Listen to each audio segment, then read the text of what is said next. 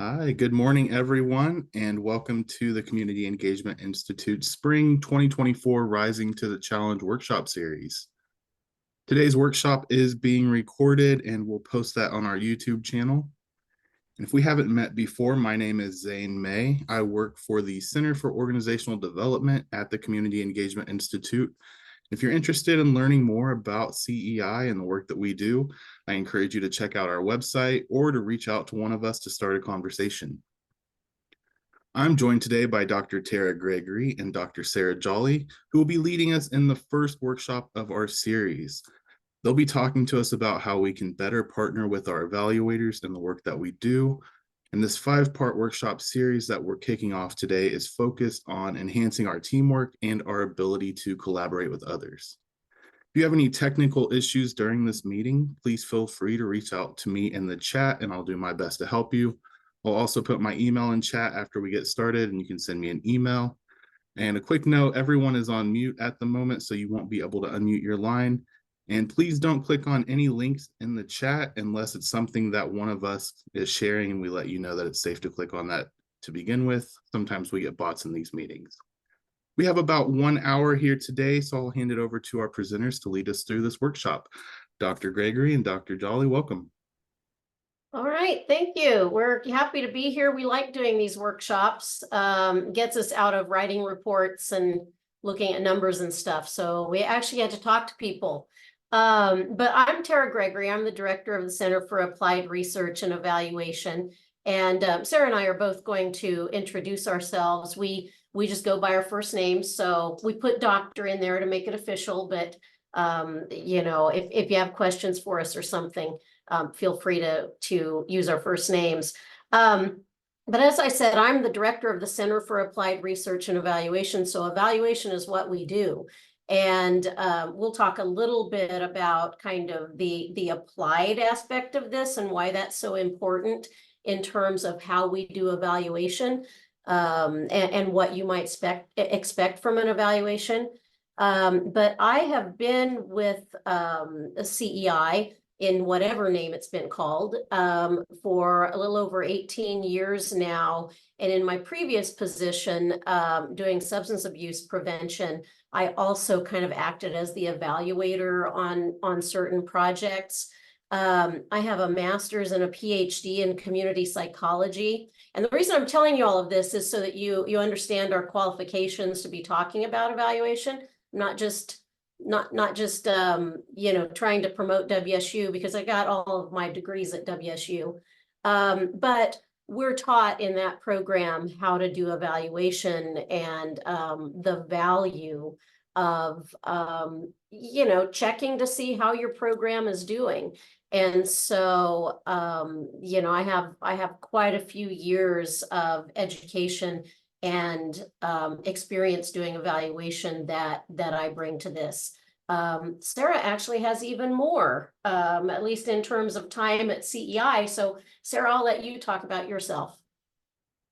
Yes, hello. I am Sarah Jolley, as Tara mentioned, and I am the Evaluation Projects Coordinator for the Center for Applied Research and Evaluation.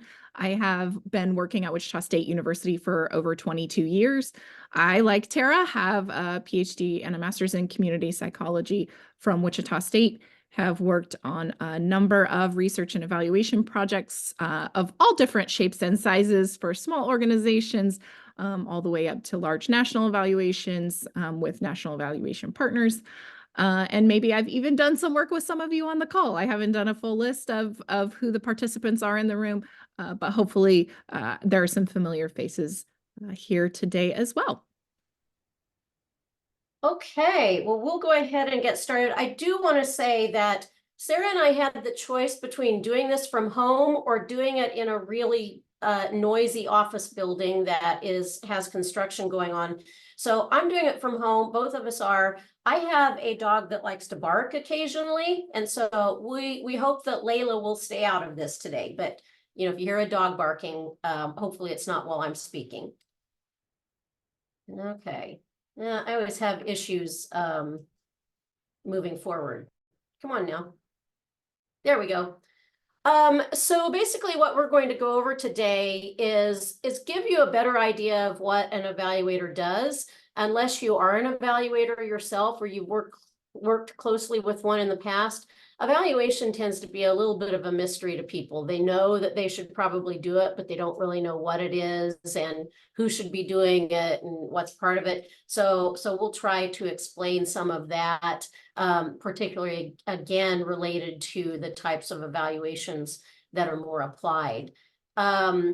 Also, we're going to talk about why it's important to view your evaluator as a partner. There are a lot of reasons why we think that's really important, and that people understand that evaluators aren't just people who come in and look down on you and then, go out and do the analysis. You've got to have interaction and kind of give and take and lots of information being exchanged. So part of that, we'll talk about what an evaluator needs from you, related to your program or whatever it is that's being evaluated. And then what evaluators do or don't do with the information that you provide them. So again, we'll talk a little bit about what you get out of an evaluation, depending on what your needs are. And then tips for making the most of your partnership, kind of what you can do to make sure that your evaluator is getting what they need, so that you can get what you need out of the evaluation. So really quickly, we'll talk about what an evaluator does. So this is basically the definition of evaluation: assess effectiveness, efficiency, and impact of programs and interventions.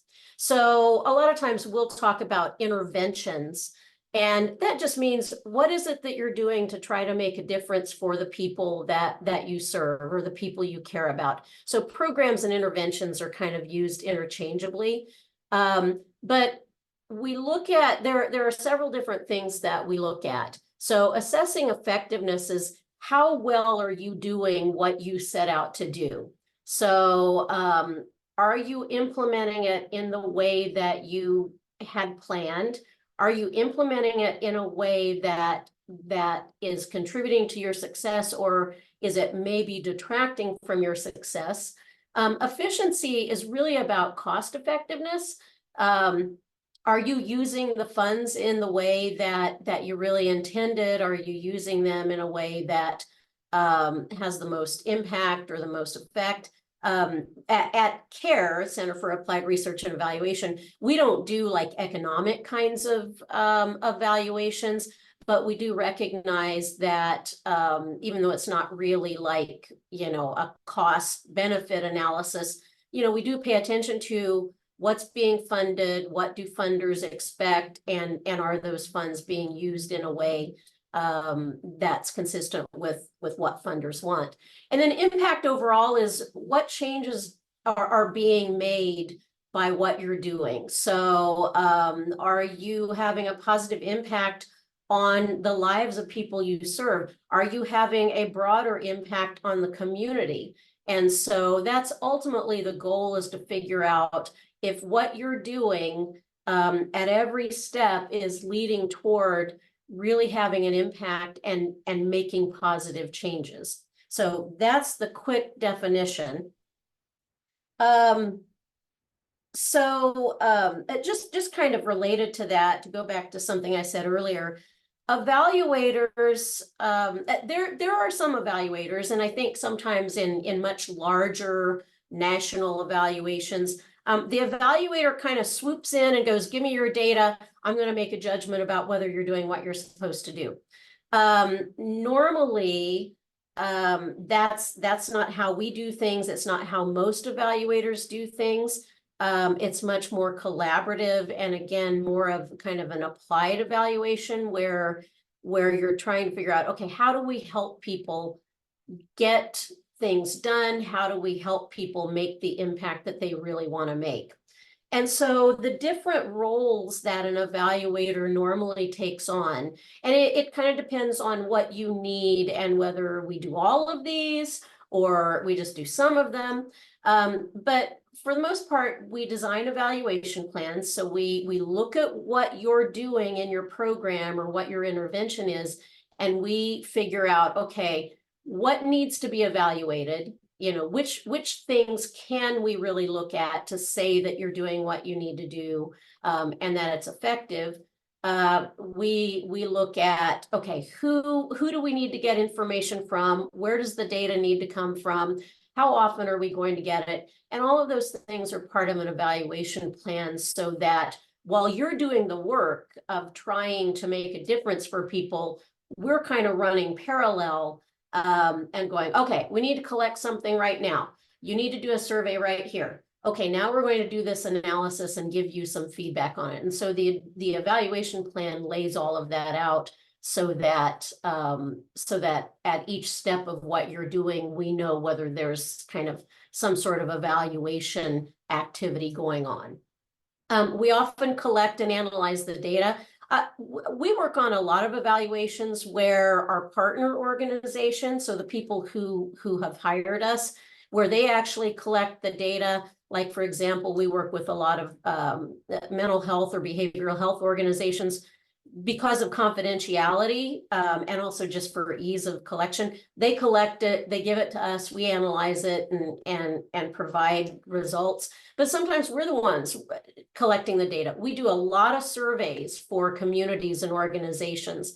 And so we create the survey, we set it up, we administer it, and then we get the data back and we analyze it. And they're basically out of that piece of it. We do it for them. We also report findings. You need those findings in order to be able to make decisions about, okay, so how are we doing? Are we doing the right things? Should we change some things a little bit? Should we do more of certain things? And so we always provide some kind of report.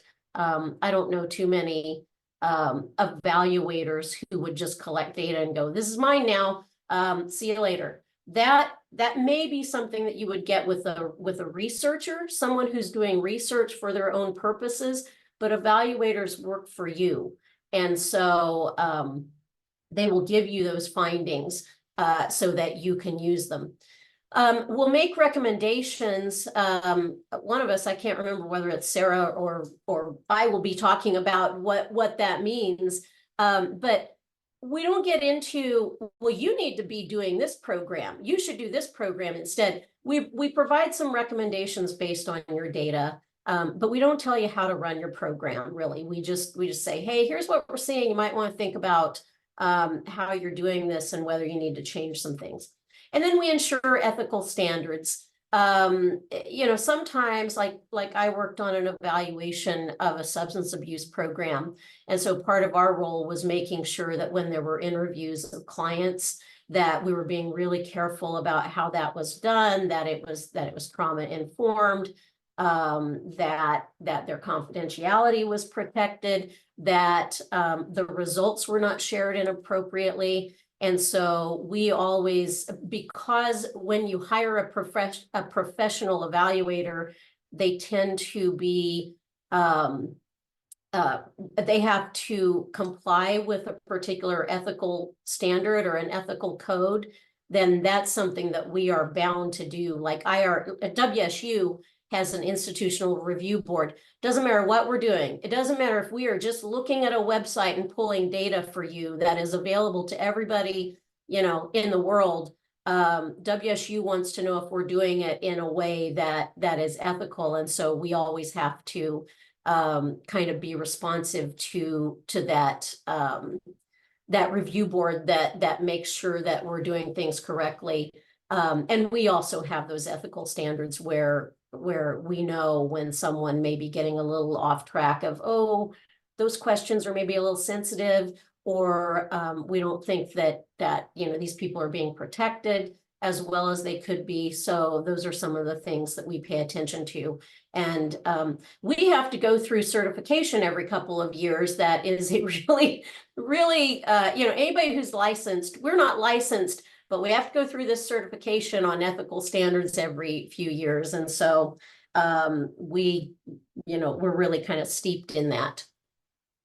Okay, so looking at, you know, I talked about kind of the roles that we play, and those were very broad. We'll get a little more in detail about the actual products that we provide or the services that we provide. And when I say we, I'm talking about Center for Applied Research and Evaluation, but most evaluators will do the same things. And so we is a very large universal we for most evaluators. So one of the things we tend to start with is getting to the big Q and little q. When we're doing an evaluation, we're looking at what are the big questions, and we need to know that from you as our partner. We figure out the little questions, which are how are we going to get at your big question? So for example, you know, an evaluation that I've worked on, they just want to know, you know, who is most in need of our services. So, you know, in talking to them, they may tell me, we want to do a survey and we want to ask people about this and we want to ask people about this. What we are really concerned about as evaluators is, no, don't tell me all of that. You tell me what you need to know and let me handle the little questions, which are, who am I going to survey? How am I going to do it? What questions am I going to ask? And so the big Q is that we kind of help you identify that, is what is it that you really need to know? Then let us figure out how to get that question answered. Let us figure out how to get that big question answered. We ask the little Q questions to get that answered. There's also the big R and little r of research questions, which usually have hypotheses and those kinds of things. And then the little r is more, what's our method? What are our instruments? That kind of thing. So research and evaluation are very similar, but research tends to be driven by the researcher, whereas evaluation is driven by the partner. And so we want to be responsive to you as our partner. And so we will come to you and ask, what do you want us to find out, versus us going, well, we really want to find out the answer to this question. That's research. Evaluation has the big Q and the little q. Again, this is the difference between applied and experimental kind of research or evaluation. Applied is really, we're working for you. We want to work with you to figure out real world ways to implement an evaluation, and we want to figure out how to do an evaluation that is most useful to you in your individual program, your individual organization. We're not worried about publishing it. We're not worried about you know, whether somebody is going to peer review it and tell us, oh, you didn't use the right instrument, or you didn't use the right stats or whatever. We use the same methodologies and we have the same standards, but our goal is not that this is what IRB looks for in our applications. If our goal is to contribute to general knowledge about a topic, that's research. If our goal is to help an organization with quality, you know, quality enhancement, you know, delivering services, whatever, that's considered evaluation, and it's more applied. And so that's kind of the difference there. But again, the value that we provide is that we help you identify what's your big question, what's the big Q, and then you let us figure out how we're going to get that answered for you. Generally, we help you document the need for and effectiveness of what you do. So we do actually, and this isn't necessarily always included in evaluation services, but we do a lot of needs assessments to help communities and organizations figure out what the needs of the people they serve might be, or the needs of their community. So we do a lot of that, because that's kind of the starting point of, you really shouldn't be developing programs or doing interventions just because you like to do them. You're usually doing it because there's a need, and so we can help document that. And then again, we help figure out, okay, so you're implementing something, is it effective? And we have a lot of different ways to do that. We help ensure alignment of activities and goals. And so again, we've worked with a lot of organizations where, you know, someone in the organization really has a pet project that they want to do. I used to be on the service delivery side of nonprofits, and there were certain things that I absolutely loved to do.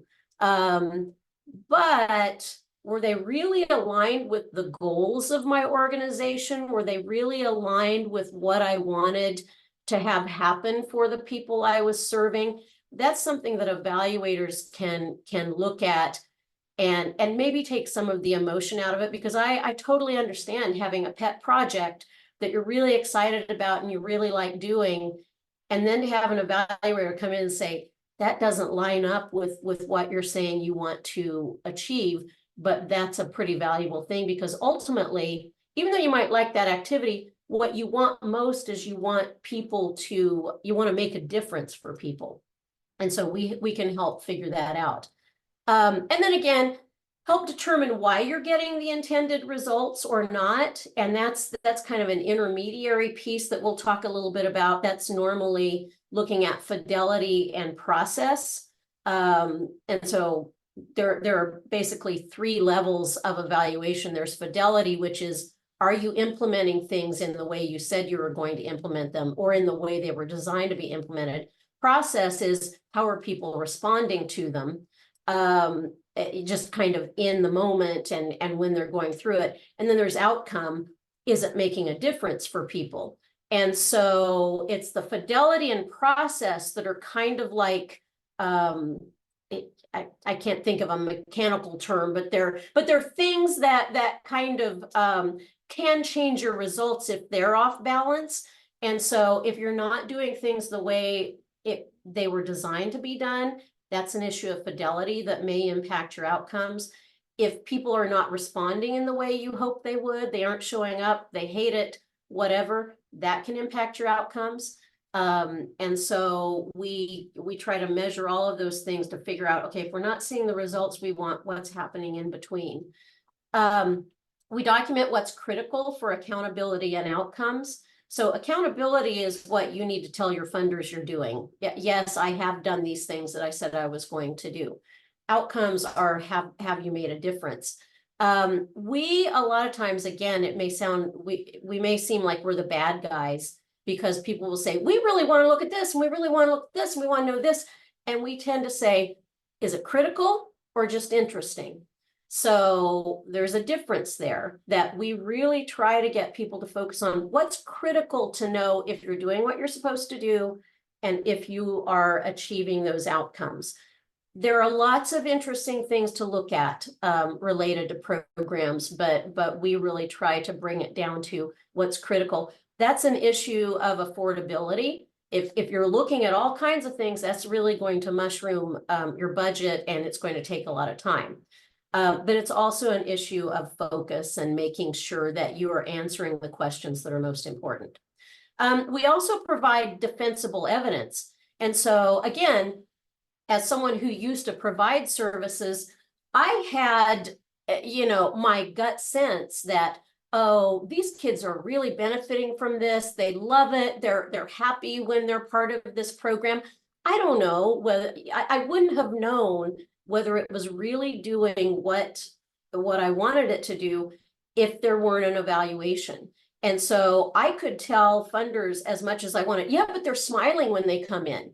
There are just so many smiles, but funders and other people in the community, maybe legislators or whatever, need to know, yeah, but what data is there that says that this made a difference? And so we can provide that defensible evidence where it's not just a gut feeling. There's actually evidence that says, yeah, this is working.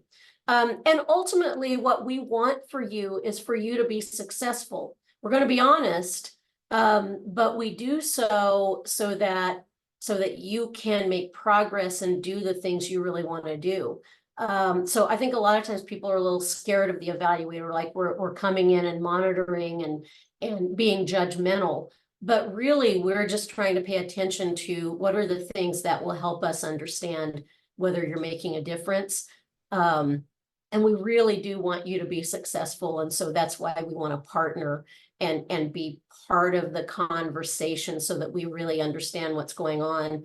Sarah and I can both tell you that we get a lot of pushback at times, people going, you're asking too many questions. Why are you questioning me so much? It's like, well, but that's what we do. That's what we need to do. We need to have that information. We are questioning not because we're being judgmental or going, right. So you say, we are trying to figure out the big picture so that we can help you be successful. Very quickly, these are some of the products we provide.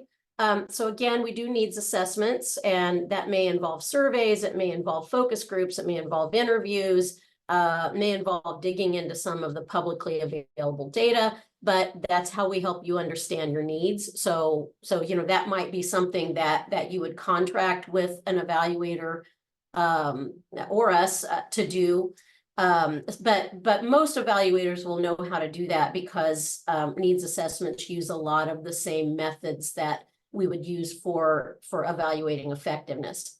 Logic models, some of you may have come to the incredibly popular logic models workshops that Sarah and I have done before.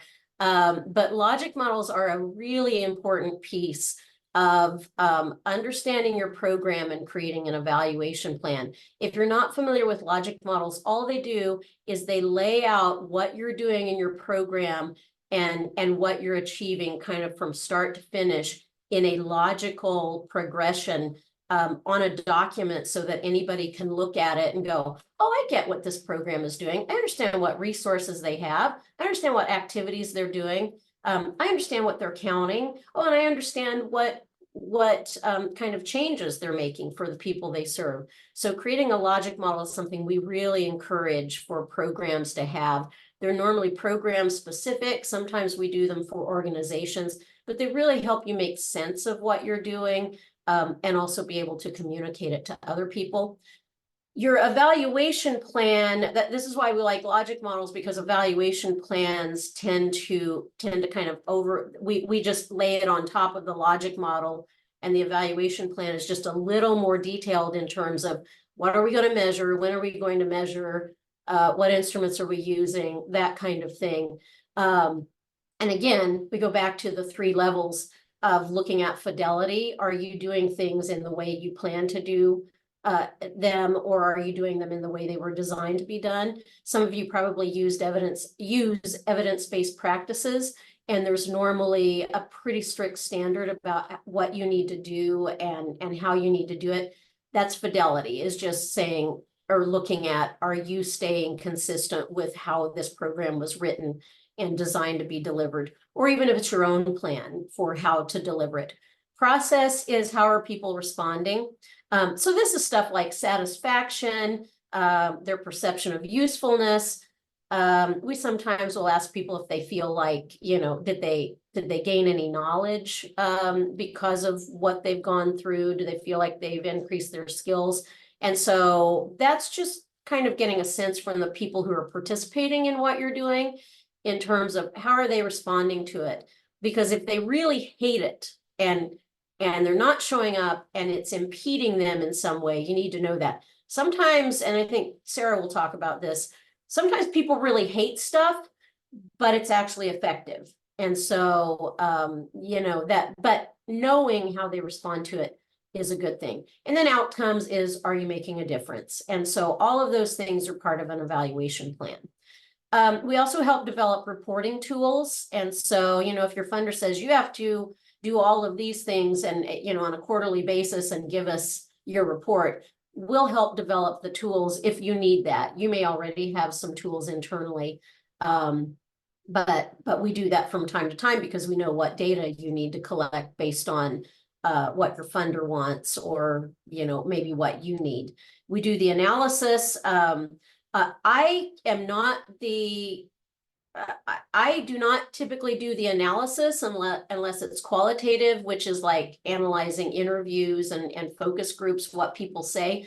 I don't do the number stuff, but a lot of evaluators do, and we have people on our staff who are really good at statistics and doing the quantitative part of it. So doing basic stats from, give me percentages, give me means, all the way up to really high level statistical analysis. Most of our projects don't require high level statistical analysis. That tends to be more research. But sometimes, but we do have one large project where they use some pretty heavy duty stats because they're getting data from a lot of different participants across a lot of different programs.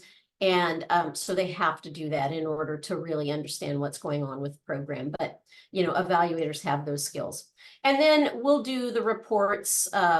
We may not do the whole report, but we will provide information for reports for funders. And, you know, if you want public facing reports or whatever, these are the things we tend to do and are part of most of the contracts that we have.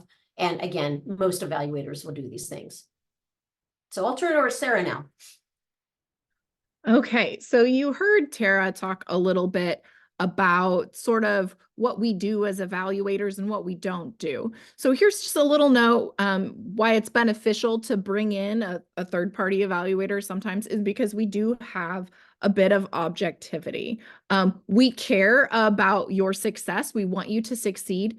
And we are not as close to or as invested in your program as you are. So the objectivity piece allows us to maybe tell you something that you don't like or don't want to hear, and recognizing that it's really about helping strengthen your program. It's really about helping you learn what's going well.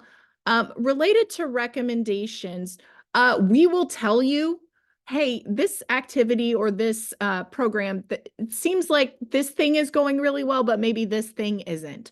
You have a choice point to make here. So an example of that, Tara started to allude to it, is we were working with an organization and we were doing evaluation work for them, and we would do feedback forms at the end of all of their programmatic sessions. And there was a particular activity that they were using during their programs that as we continued to do feedback forms, this particular activity was getting really negative feedback. Like people did not like this activity.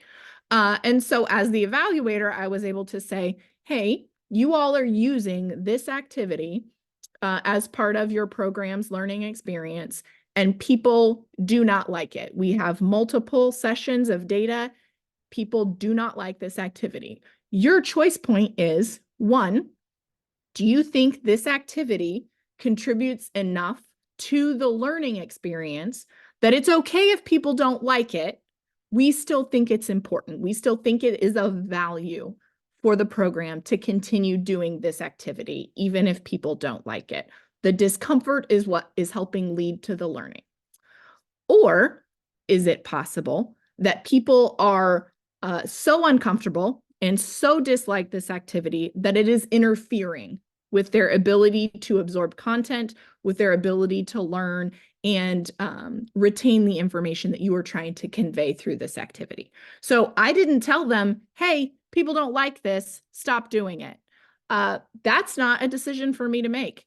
The decision for me to make is to elevate the data point and then allow them some choice points. Like, here are some options for things you might consider. Again, I don't know your program like you do. So we want you to utilize the information to make informed decisions about your programs, activities, what your organization is doing and trying to do. So another example is, so I gave an example of an activity that people don't like, but maybe you think it contributes to overall learning and effectiveness, so it's worth keeping it even though people don't really enjoy it. There are also programs that people really love, but maybe don't have the intended impact. So I think a lot of people are familiar with Dolly Parton's Imagination Library. I love Dolly. Do not get me wrong. She is a national treasure. Dolly Parton's Imagination Library, my children both participated in it. If you're not aware of the program, just quickly, Dolly Parton Imagination Library sends your child one book free in the mail every month for, I forget how long, I think until they turn 5. So that you get a lot of books, which who does not love? One, kids love getting mail. 2, who doesn't love getting a book? I love getting a book. I love reading. Is Dolly Parton's Imagination Library an effective way to increase childhood literacy? It's actually not considered an evidence-based program to improve literacy in kids in that age group. So maybe that's not the intent of the program. Maybe the intent of the program is to get more books in the hands of kids, in which case it is. So just again, thinking about your overall program, what is the intent and do the activities contribute to that? Another example is DARE. So most folks are familiar with DARE. I went through DARE in the early 90s sometime when I was in elementary school. So that particular program as a prevention program is not showing the data that suggests that going through DARE helps prevent substance use later on. What it does do is increase positive perceptions of law enforcement by children who go through the program. That's a valuable outcome, yeah, but maybe it's not having the stated outcome. If the stated outcome is to reduce substance use, it might not be doing that, and it might have other positive effects that still make the program worthwhile. So we can go to the next slide. We'll talk a little bit about why it's important to view your evaluator as a partner. You heard Tara talk about that. We don't want to be an afterthought. We don't want to be viewed as a judge. And so we'll talk a little bit about each of those things. So here's one way that things can work. Hey, I have a cool idea. I'm going to plan the idea. I'm going to implement the idea. And isn't this cool? Oh, I should probably get an evaluator to come over here and tell me if the cool thing I'm doing is making a difference or doing the thing that I thought it might be doing. But that's really having the evaluator as an afterthought. Having the evaluator involved a little bit early on might help you better develop your idea, better implement your idea. Sometimes we do have folks engage with us and say something like, can you just give us a report? We've had people even say, can you just tell us the hidden meanings that are in this? And that's okay. People use the words that they have, and we just need more information. We can't just do an evaluation. There's information that we need in order to conduct an evaluation that is meaningful to you, which is really the point, right? If you're going to pay for evaluation, you want it to be useful and meaningful and to help guide your work. So having the evaluator as an afterthought makes it a little bit difficult for us to do that. There's also the idea that people look at the evaluator as the judge, like you passed or you failed. And we just, in general, that's not work that we do. So this kind of connects to things like compliance or auditing. And I don't want to say never do stuff like that, but we rarely are doing things that are connected with compliance and auditing where you could get basically a pass fail sort of thing. And your work isn't really a pass fail endeavor, right? Most of what you're doing is not just going to be pass fail. Remember, again, we really want you to succeed. Your funders really want you to succeed. That's why they give you money, right? They want you to do well. And our goal is really for you to just have an opportunity to learn more about what's going well and where might be some areas of improvement. So this chart, flow chart, diagram, whatever you want to call it, this is an example of how you can have the evaluator as your partner. So you can have the evaluator involved in you don't have to have them involved constantly, but having them involved frequently can be really helpful. So if you connect with an evaluator at the beginning, when you have your idea or when there's a request for a proposal for something that you're interested in, an evaluator can come in and help put together a logic model that helps with program planning, that leads to a solid evaluation plan that helps with implementation. And then you heard Tara talk about things like fidelity and process evaluation. That can then inform how your work might need to change. You might need some course correction. Then we can help with outcome evaluation, which can then lead to some information that leads to additional course correction and can feed into new RFPs, new ideas, new programs, new activities, all of those things. So again, we don't have to be involved with every single thing, but being included early and often helps us better understand what you're doing, and ideally helps you with planning and helps you be able to course correct before things are way off track. So we can kind of help guide the process as you all are working your way through it. So what do we need from you when we think about our work as evaluators? So you heard Tara talk about sort of the big Q question, and that really is the big thing. What do you want to achieve? What difference are you trying to make?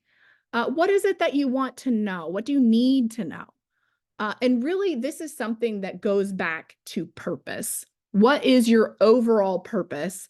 And how do we make sure that the activities you're doing are staying connected to that purpose, that the evaluation efforts we're doing are connected to that purpose? We want everything to go back to this overall purpose, because purpose is really important as we think about your activities and as we think about our evaluation activities as well. So you heard Tara talk about, again, that big Q. We want you to tell us what you need to know. Let us figure out how to answer that big question. We'll figure out what needs to be asked. Who needs to be asked? When do they need to be asked? So thinking about you telling us what you need to know, and we can help figure out when, how, where, who to ask those types of questions. This really is something also that's really important is around what you plan to do or what have you already done. So it's not just what are you doing, but how are you doing it? So we can't just know that the activity is X. We need to know, well, okay, what is the activity? Great. How often is that activity occurring? How long does it last? So if there's programs, let's say it's a program that's trying to do, I don't know, something with high school students, increase their likelihood of going to college or getting additional education and training after high school.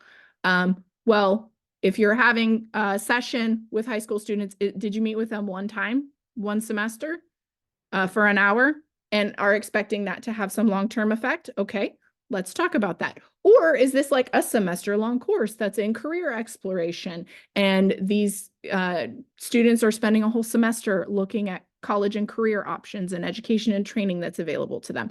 That's a different activity with a different duration and a different dosage, and likely would have a different effect.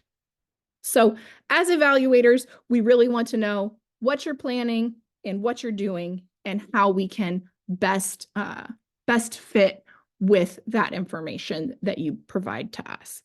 So we also want to let you know what we do with this information and what we don't do with this information. So again, we're not looking to like thumbs up or thumbs down your stuff. One thing that I think is worth saying here is if you look at the Center for Applied Research and Evaluation, our tagline for CARE is making a difference means knowing the difference. And so that's something that we think is really valuable for you, for us. So we use information that's provided to help create logic models. I don't know if Tara and I have said the word logic model enough times in the last 45 minutes, but Tara and I both love logic models. We love working with organizations to create them.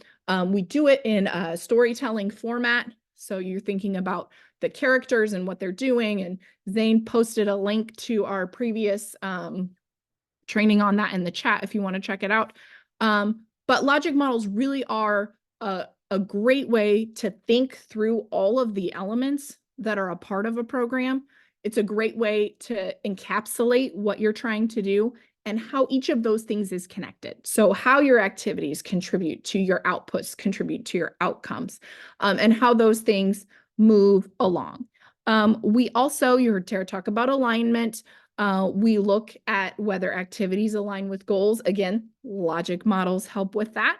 And again, I was talking about dosage and duration. So again, if you're meeting one time, one semester, is that dosage and duration sufficient to impact whether students go on to additional training and education after high school? I don't know if it is. Let's have some conversation about that. We want to look at the methods and measures that are most appropriate for you, your clients, the people that you serve. A lot of times, you heard Tara mention, we develop surveys for organizations. And also, there are times where there is an existing instrument that's already out there, an instrument that's validated and has been used with the population that you're working with. And so there are times when there's an existing measure that can be utilized with your population, with your program. Creating an evaluation plan, we're always happy to help do that. Again, logic models feed really well into an evaluation plan, being able to identify the points at which evaluation and data collection need to occur. Tara with her mouse. We also can help you create tracking tools as well as setting things up online for you to utilize. We collect and analyze data for you. And again, we let you decide what the best thing is to do with the information. So again, we'll provide the data to you and then give you some choice points. Here's one interpretation of what you might consider with the information that we have. Here's another option for what you might consider when we look at this data. So we really just want to make sure you're addressing the most important needs for your organization, for those you serve, and using evaluation to help inform that.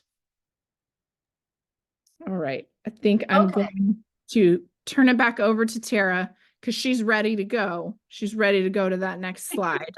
Wait, Sarah, stop talking so much. Let's move on. No, I'm sorry. Every time I would go up to like try to look at the chat or make sure I was muted, I would move the slide. I don't know what the problem is. So I'm just going to go through and we've said some of the same things over and over again. If you didn't notice, we talk about logic models, we talk about evaluation plans, aligning your activities, those kinds of things. But we want to talk about some of the things that, the tips for really making the most of this partnership. So Sarah said it earlier, involve your evaluator early and often. As she said, we sometimes get the requests of, oh my God, we have this grant, we're supposed to have an evaluation report submitted next month. Can you help us? It's like, okay, how long has this been going on? And we have recently had a project that has been going on for a year, and they came to us and said, we didn't hire an evaluator. Now we have to have an evaluation report. What can you do for us? We will help. We will try to help in that situation. But and we're going to ask for, hey, give us as much information as you can. We'll try to cobble it together in some way that provides you with what you need.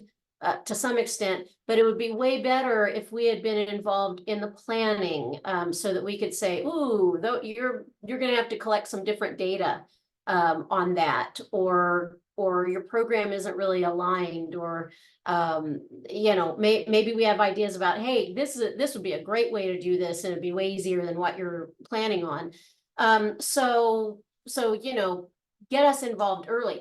We can help identify those needs so that you have kind of that foundation saying, this program is really important in the community or to this population. So, through a needs assessment, however we do that, we can help you, when you have to write that needs section in the RFP,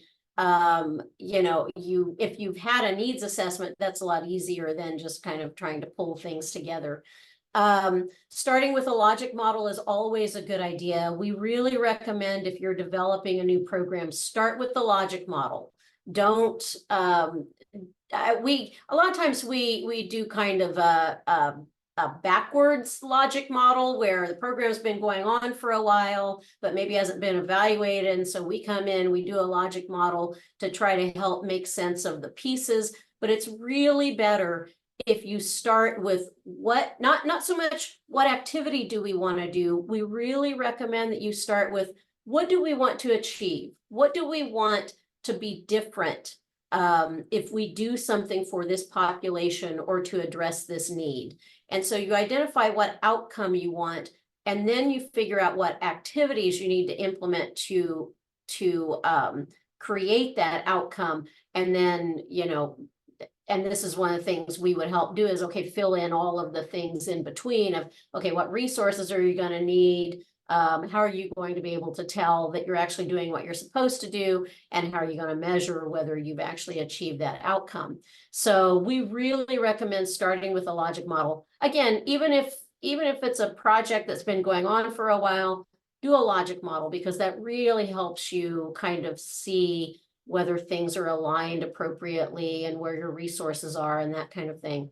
Again, the logic model is the foundation of an evaluation plan. We usually will just take, we actually will do a logic model in order to create the evaluation plan. And that's where we start inserting, okay, we're going to collect data here, we're going to use this measure, that kind of thing. So if you have the logic model, you've done half the work already, and we can come in and add the evaluation pieces. We can help with overall plans, just in terms of timing and what you need to be collecting. That's, again, one of the main things we run into when we're brought in late, is that people go, oh, we're supposed to have some data related to this, but we haven't collected anything.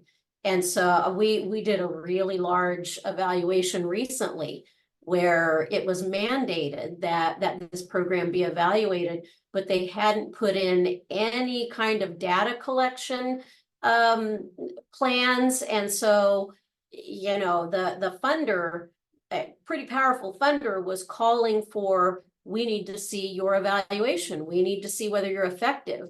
And we had to come in and figure out, okay, you have no data. So we've got to figure out how to kind of, do a back end kind of thing to get some data for you. And, one of our recommendations was, you've got to start collecting data on this program. And so, had we been involved from the planning, we would have said, you need to do some things in here. Again, being prepared to collect the right data at the right time. It'll better help you document your successes and challenges. You really want to document. I think a lot of times people will forget, oh yeah, we did really do a good job with that. Oh yeah, this really did work well. And people tend to remember their challenges, but it's good to document those as well, so that you kind of know how to work around that in the future.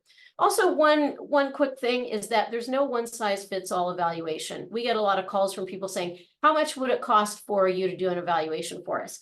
Well, that's very dependent on the size of the project, what it is you need to collect, how much you're already collecting versus how much we need to collect, what kind of analysis. And so we always do customized proposals. And I think most evaluators do, because, there are just a lot of variables. One thing, kind of a rule of thumb, if you're writing a grant, and a lot of times grants will say you can spend this much on your evaluation. Occasionally I've seen them saying you can spend up to 20%, or we expect you to spend 20% on an evaluation. But typically the standard is somewhere around 10 to 15% of the budget. We do get a lot of people coming to us saying, hey, we only have 5% for the evaluation in here.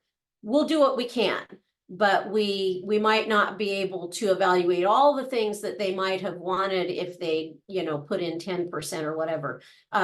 That's, and I'm making it sound like the money is the thing. We want to be able to provide a good evaluation for whatever your budget is. And so, even if someone comes and says, I only have this much, it's not very much, what can you do? We'll figure something out, because we want to help you, do something. I think there are a lot of evaluators who are like that. There are some who aren't, but it kind of depends on what their model is. Well, and my favorite example, quickly, Tara, is when people ask, well, how much does it cost to do an evaluation? My favorite analogous question is, well, how much does it cost for us to go out to dinner? There are a lot of variables that come into play to determine how much it costs for us to go out to dinner. It depends on where we're going, what we're eating, all of those things, lots of variables. So I feel like it's a similar question. How much does it cost to do an evaluation? Well, I don't know. How much does it cost for us to go out to dinner? Yep. Need a little more information. Yep, exactly. And unfortunately, even McDonald's is expensive to go out to dinner. So not saying that we try to work with your budget, but I know sometimes, I'll just be honest, sometimes people are a little shocked about, oh, it costs that much for an evaluation. Yeah, because there's a lot that goes into an evaluation depending on what you need. And so and that's why even when you have a really large grant, it's 10 to 15% because there's a lot that goes into this. So another really key tip is be open and honest with your evaluator. Provide as much information about your activities as possible. We're not digging to be nosy. That's part of what we do, is we have to know everything you're doing. And again, like Sarah said, we did have someone one time say, would not give me any information on their activities. And I'd be like, okay, well, what are they called? I can look it up. And no, just give us a report on the hidden meanings. Again, not meaning to make fun of anyone for not using the verbiage that we might, but they weren't providing me with any information about what they were doing. And so there wasn't any possible way I could give them a report to say, here's how they're doing. So provide as much information as possible. We, again, are bound by ethical standards, so we're not going to go share that. We work for the people who have engaged us. And so we don't share information outside, so your information is safe with us. Tell your evaluator if things aren't going as planned. That's okay. Funders know that things happen, so it's always okay to communicate that to funders. But especially with us, if something isn't going the way that you expected it to, we get a lot of apologetic emails saying, we're so sorry, we haven't moved this forward, we had staff turnover, or particularly during COVID, we had projects sit for years because things just couldn't move forward. That's okay. We understand those things. Again, we're not judges. We're trying to get you the information that you need to help you be successful. And then let your evaluator know if you have trouble with collecting data or measures or methods. We want to make this fit for you. And so if we found a survey or we designed a survey and you're like, look, this is just too long, people are not wanting to take it, let us know. We're not going to be offended. We'll figure out, okay, how can we do this differently?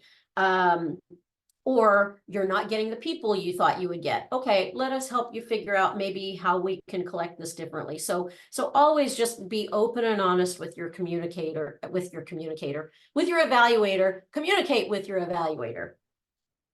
And use your results. We know that sometimes these reports that we work on, they're like, thanks, check, and then it gets sent to the funder, never thought about again, or sits on a shelf or in their email or whatever. We know that happens. That's okay. But you can use your evaluation results for course correction. We've talked about that a lot, that if you really look at them and go, oh man, yeah, people are having this negative response to this program. And as Sarah said, think about, is that okay? Are we all right with that? Are we getting outcomes that we want anyway?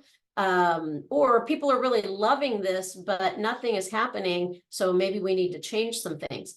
And once you get kind of good at this, pick some things that you want to look at over time. And make sure that you kind of have that process where you're collecting data regularly and look at, okay, are things changing over time? That's a great way to tell whether you're really having an impact, because a lot of the things you do are not going to change dramatically in 1 year. And so you want to look at things over time. And so you can use your evaluations to kind of track that across time.